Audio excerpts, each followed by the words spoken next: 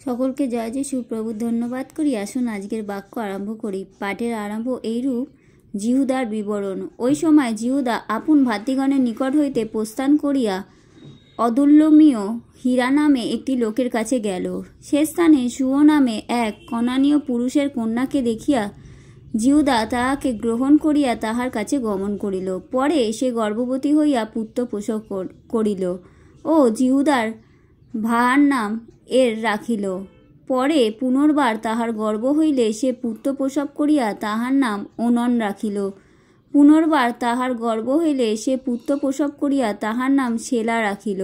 ইহার জন্মকালে জিহুদা কষিবে ছিল। পরে জিহুদা তামর নাম্নী এক কন্যাকে আনিয়া আপন জ্যৈষ্ঠ পুত্র এররের সঙ্গে বিবাহ দিল। কিন্তু জিহুদার জ্যৈষ্ঠ পুত্র এর সদাপ্রভুর সাক্ষাতে দুষ্ট হওয়াতে সদাপ্রভু তাহাকে মারিয়া ফেলিলেন। তাহাতে জিহুদা অননকে কহিল, তুমি আপন ভাতার স্ত্রীর কাছে গমন করো ও তাহার প্রতি দেবরের কর্তব্য সাধন করিয়া নিজ ভাতার জন্য বংশ উৎপন্ন করো, কিন্তু ওই বংশ আপনার হইবে না। ইহা বুঝিয়া অনন ভাতৃজায়ার কাছে গমন করিলে ভাতৃবংশ উৎপন্ন করিবার অনিচ্ছাতে ভূমিতে রেতপাত করিল। তাহার সেই কার্য সদাভূমির দৃষ্টিতে মন্দ হওয়াতে তিনি তাহাকেও বধ করিলেন। তখন জিহুদা পুত্রবধূ তামরকে কহিল, যে পর্যন্ত আমার পুত্র সেলা বড় না হয় তাবৎ তুমি আপন পিত্রালয়ে গিয়া বিধবাই থাকো। কেননা সে বলিল, পাছে ভাতাদের ন্যায় সেও মরে। অতএব তামর পিত্রালয়ে গিয়া বাস করিল। পরে বহু দিবস গত হইলে সুয়ের কন্যা জিহুদার স্ত্রী মরিয়া গেল। পরে জিহুদা সান্ত্বনাযুক্ত হইয়া আপন বন্ধু অদুল্যমীয় হীরার সহিত তিম্নায় যাহারা তাহার মেষগণের লোম কাটিতেছিল তাহাদের নিকটে চলিল।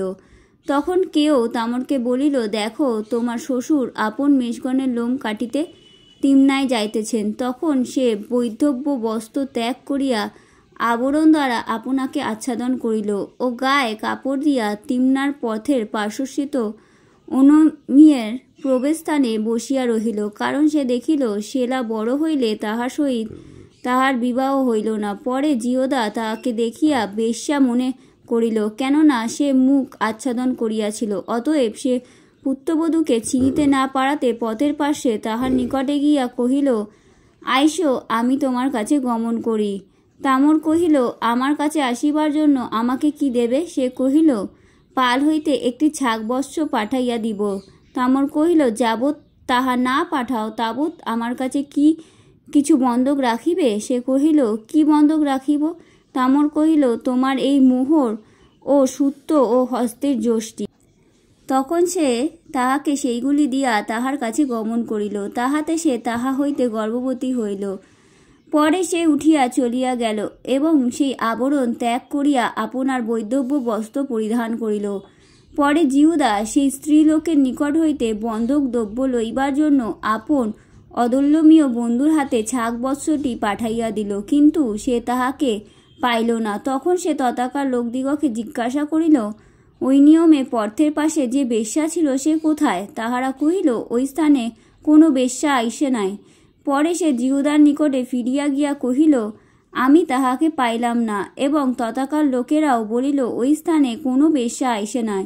তখন জিহুদা কহিল, তাহার কাছে যাহা আছে সে তাহা রাখুক, নতুবা আমরা লজ্জায় পড়িব। দেখো, আমি এই ছাগবৎসটি পাঠাইলাম, কিন্তু তুমি তাহাকে পাইলে না। প্রায় 3 মাস পরে কেহ জিহুদাকে কহিল, তোমার পুত্রবধূ তামর ব্যভিচারিণী হইয়াছে, আর দেখো, ব্যভিচার হেতু তাহার গর্ভ হইয়াছে। তখন জিহুদা কহিল, তাহাকে বাইরে আনিয়া পোড়াইয়া দিও।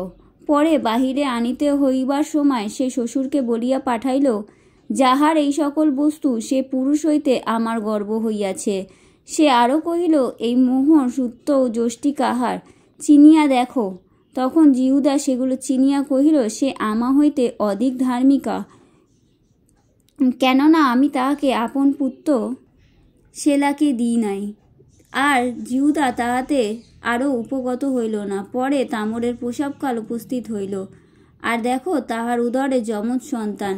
তাহার প্রসবকালে একটি বালক হস্ত বাহির করিল।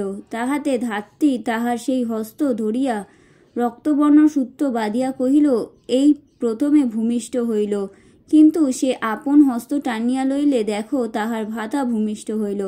তখন ধাত্রী কহিল, তুমি কি প্রকারে আপনার জন্য ভেদ করিয়া আসিলে? অতএব তাহার নাম পেরস ভেদ হইল। পরে হস্তে রক্তবর্ণ সূত্রবদ্ধ তাহার ভাতা ভূমিষ্ঠ হইলে তাহার নাম সেরহ হইল। আমেন।